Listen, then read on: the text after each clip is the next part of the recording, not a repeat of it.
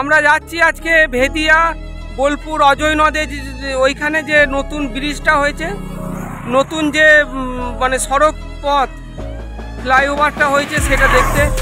সেই নতুন ফ্লাইওভারটা আপনাদেরকে দেখাবো। এই মুহূর্তে আমরা বিশ্ব বাংলা ইউনিভার্সিটির এখানে আছি। তো তারপর আমরা যাচ্ছি হচ্ছে বোলপুর স্টেশন শান্তিনিকেতন রোড হয়ে বিশ্ব বাংলা যে ইউনিভার্সিটিটা আছে, বিশ্ব বাংলা বিশ্ববিদ্যালয়, যেটা মাননীয় মমতা বন্দ্যোপাধ্যায় বানিয়েছেন। তো ওখান দিয়ে আমরা যাব। তো এটা কিন্তু খুব সুন্দর, অনেকটা জায়গা জুড়ে কিন্তু এটা হয়েছে, আর এটা একদম ভীষণ সুন্দর হয়েছে। আর এটার মধ্যে কিন্তু রয়েছে একটা মিউজিয়াম, যার জন্য কিন্তু দেখতে আরও সুন্দর লাগছে জায়গাটি।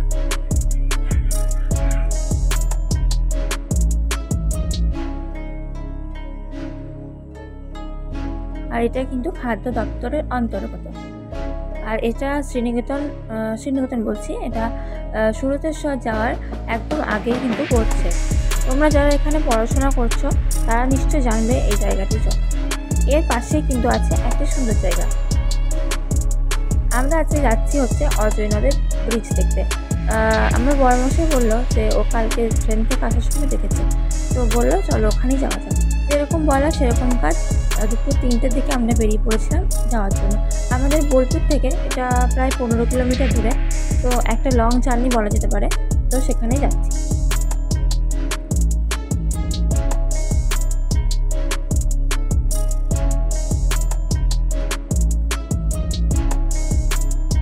এগুলো হচ্ছে অনেক কিছু বানিয়েছেন উনি, রিসোর্ট, তারপরে অনেক কিছুই।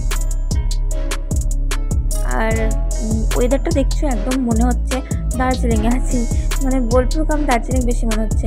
আর এটা হচ্ছে বিশ্ব ক্ষুদ্র বাজার। এখানে কিন্তু মেলা হয়, আর এখানে কিন্তু মানে যারা নটকোনা দোকান বা যারা সবজি বা মাছ টাছ এখান থেকে কিন্তু অনেকে কিনে নিয়ে যায়। আর এর ভেতরে কিন্তু অনেকগুলো কুঠি টাইপের রয়েছে। একদম সুন্দর জায়গা, সত্যি ভীষণ সুন্দর লাগছিল দেখতে। আর এই জায়গাটা প্রায় অনেক বিঘে জায়গা জুড়ে কিন্তু হয়ে আছে। তারপর দেখো আমরা যাচ্ছি, এটা হচ্ছে একটা বাস স্ট্যান্ড সুরতেশ্বর। এটা হচ্ছে সুরতেশ্বর শিব মন্দির। ওখানে আর দাঁড়ায়নি, যেহেতু অনেকটা দেরি হয়ে যাবে সেই জন্য ওখানে কিন্তু আর আমরা দাঁড়াইনি। তো সুরতেশ্বর শিব মন্দিরে কিন্তু অনেক কাহিনী আছে, এটা নিয়ে কিন্তু একদিন একটু ভিডিও করতেই হবে। দেখো এখান থেকে মহাদেবকে দেখা যাচ্ছে। এইদিকে কিন্তু আরেকটা মহাদেবের প্রতিমা আছে। কয়েকদিন পরেই আসছে কিন্তু শ্রাবণ মাস, মহাদেবের মাস। তো তখন যদি পারা যায় এখানে একবার আসবো। তারপর আমরা চলে এসেছি এই রোডটা দিয়ে, কাশীপুর দিয়ে যাচ্ছি আমরা। আর এখানে রামপুরহাট, তারাপীঠ কোনটা কত কিলোমিটার, আরামবাগ, কলকাতা সবই কিন্তু এখানের মধ্যে আছে। সরি, তারাপীঠটা ওই রোডে হবে, এই রোডে নেই। এটা হচ্ছে সুপুরের জোড়া শিব মন্দির। সুরুলে একটা আছে জোড়া শিব মন্দির, আর এটা হচ্ছে রায়পুর সুপুরের জোড়া শিব মন্দির। তারপর আমরা চলে এসেছি অজয় ব্রিজ, মানে পুরনো যেখানে অজয় নদীটা দেখা যায় সেখানে। অজয় নদ হচ্ছে বর্ষা জলে পুষ্ট এক ধরনের নদ। তো যার কারণে আগে কিন্তু বোলপুরে বন্যা চলে আসতো, বাঁধ ভেঙে। আর এটা কিন্তু অনেকটা খাল, আমি অনেক উঁচু থেকে ভিডিওটা করছি। এখনো প্রচুর খাল আছে, আর ব্রিজগুলো কিন্তু সেপারেট করে দেওয়া হয়েছে। প্রতি বছর কিন্তু অজয় নদে অনেক মানুষ পড়ে মারা যায়, কারণ অজয় নদের খাল প্রচুর। এটা বর্ষা জলে পুষ্ট নদী, সেজন্য তাও বর্ষাকালটাতে বিপদ, বাকি সময়টা শুকনো থাকে। আর শীতকালে কিন্তু অনেকে এখানে পিকনিক করতে আসে। এই যে আমরা চলে এসেছি, আর ওটা কিন্তু রেল স্টেশন। এটা কিন্তু 1950 সালে বানানো ব্রিটিশ আমলের রেল স্টেশন। এখানে কিন্তু বোঝে না একাধিক মুভি, দেবের একাধিক সুপারহিট সিনেমার শুটিং কিন্তু এখানে হয়েছে। আমি জানি, কারণ দেব যখন শুটিং করেছে, আমার বর তখন শুটিং লাইনেই ছিল, অনেক ছোট ছিল, তো ওর কাছ থেকে কিন্তু আমার এগুলো জানি।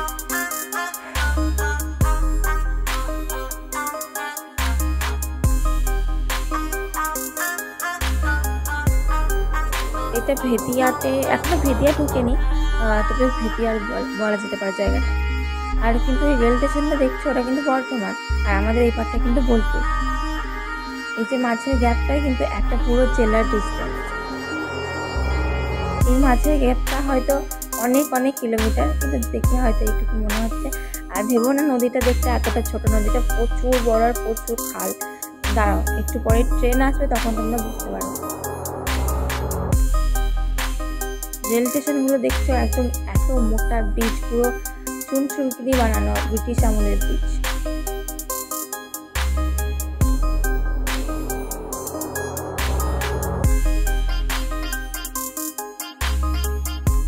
এই যে একটা ট্রেন আসছে, এবার কিন্তু তোমরা লক্ষ্য করো ট্রেনটা দেখতে কতটা ছোট লাগছে, মানে জায়গাটা কতটা দূরত্ব হতে পারে। দেখো জুম করো কিন্তু ট্রেনটাকে ছোটই মনে হচ্ছে। ভীষণ সুন্দর, মানে চোখ যেন কংক্রিট থেকে বেরিয়ে একটু সবুজ দেখতে পেল। ওইগুলো তো সব জায়গাতে কংক্রিট। আমার চুলের অবস্থা অ্যাভয়েড করা একটা রাস্তা, বাইকের হাওয়ায় প্রচন্ড হাওয়া দিচ্ছিল, যেহেতু বৃষ্টি হয়েছিল সেজন্য।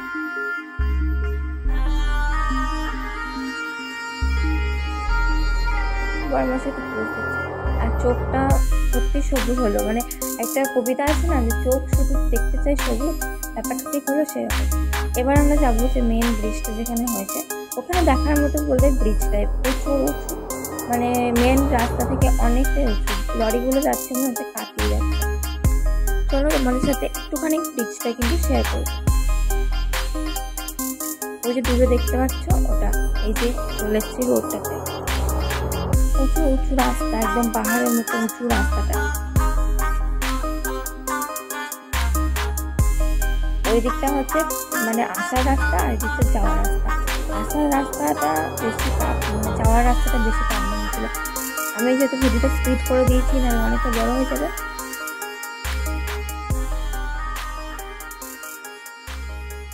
এবার কিন্তু আমরা ব্রিজটা দেখে ফেরত আসছি, কারণ অনেকটা নাহলে দেরি হয়ে যাবে। প্রায় 2 ঘন্টা মতো সময় লেগেছে আমাদের আসা যাওয়া করতে।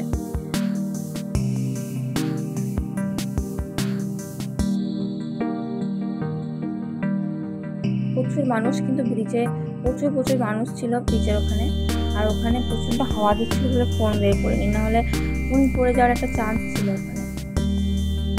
আর এই জমিগুলো কিন্তু অনেকটা নিচেতে আছে, তোমরা মন করলে কিন্তু একবার ঘুরে আসতেই পারো। যারা বোলপুর বাসিন্দা বা যারা কাছাকাছি থাকো, আমাকে দেখাচ্ছে তারা কত লোক দাঁড়িয়ে আছে।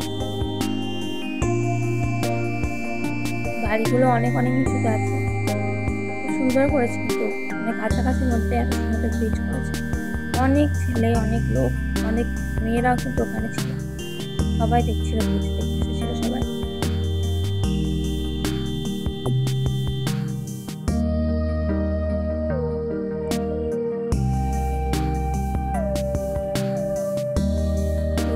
কত মানুষ আছে ব্রিজের আশেপাশে। আর এখানে তো অজয় নদের বালি জমে এখন ঢিপ তৈরি হচ্ছে, ছোট্ট পাহাড়ের মতো তৈরি হচ্ছে আমার মাঝে থেকে। তো আজকের ভিডিওটা এতটাই থাক, আবার দেখা হবে একটা নেক্সট ভিডিও।